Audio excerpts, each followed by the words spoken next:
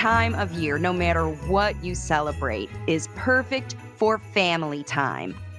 Hello, language facilitators. On today's Language Facilitation on Location video, I'm sharing my experience at the Lone Pine Koala and Kangaroo Rescue Facility. This place was in the Brisbane, Australia area, and it is just full of animals a lot of them who were affected by the big fires that they had a few years ago. And I think all of the animals at this facility are unable to be released. So they allow people to come in, and with a donation, you can get some food to feed the animals.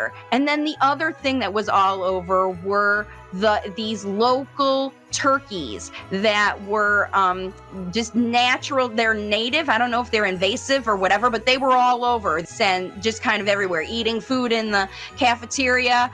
These birds were all over the place, and they were just in groups too, sort of on the ground, eating wherever, which I think is kind of interesting. We saw tons of kangaroos, many different kinds of kangaroos, tons of koalas, and we learned about what they eat. We even learned how the people at the facility gather all this eucalyptus that the koalas need to eat. They eat a bunch of it, but they only eat eucalyptus, and they eat 4 different kinds, and they have to change kinds every day.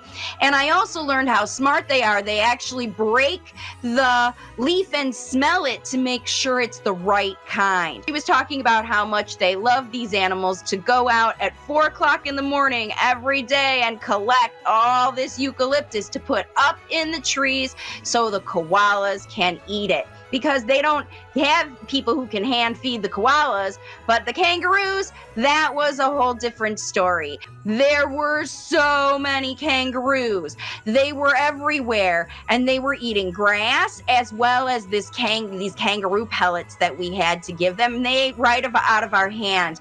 And the other thing was, they were all ages. There were some that were really old, but there were some that actually had joeys, and we even saw one mom eating grass while the baby was still in the pouch and also eating grass. But the other animal that I was really interested to see was the platypus. I'd never seen one before, and it was super interesting to watch how it swam around and explored on the bottom of the tank. And then we went to shows. So while we were at the shows, it was really important that we stayed in our seat, because we watched these bird shows, and the birds were flying right in front of us. And we had to be really careful and remind ourselves about the rules. Sit in our seat, stay where we are. But what was so interesting about it was, Charli is the late talker who I was visiting with here in Brisbane, and she's 10 years old. Charli is super smart, but she's missing parts of her brain so that the parts don't communicate very well. However, what Charli has learned from her mom is to be a very good listener. My strategy with Charli was to watch and look at the animals and talk about what they were doing, which is easy to do with animals. And then when we were listening to the bird show and with the sheepdog show, Charli was listening for specifics that would help her remember. She might not have heard every word they said, but she picked out language that she knew. One of the birds had Charli's name, and she recognized that the bird's name was the same as her own. And even later, when her mom was asking her about the experience, she was talking about that part. It was a little hard for her to retell the story, but she did tell. Listen to this.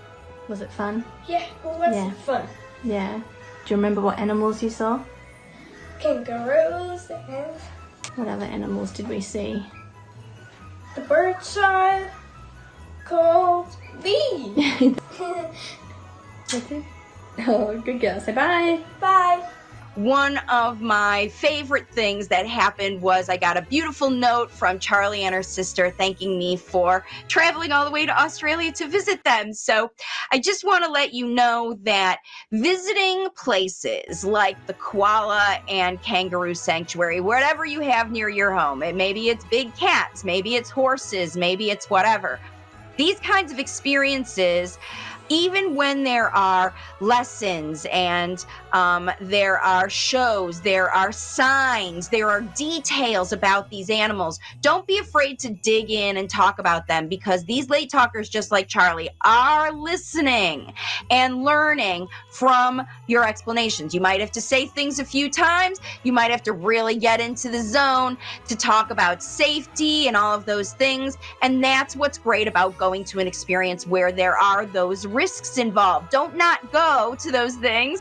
Definitely go to visit things where there are places to feed animals and interact with touch tanks and stuff like that, because these are the kinds of practical experiences that help late talkers really combine, especially if they've got issues, developmental issues, processing delays, things like that, where you're going to see the same experience over and over again, are going to be super helpful for kids. And places like the koala rescue are perfect for language facilitation on location. I hope you enjoyed this video. Please give it a thumbs up and subscribe to the channel, and I'll see you on the next one.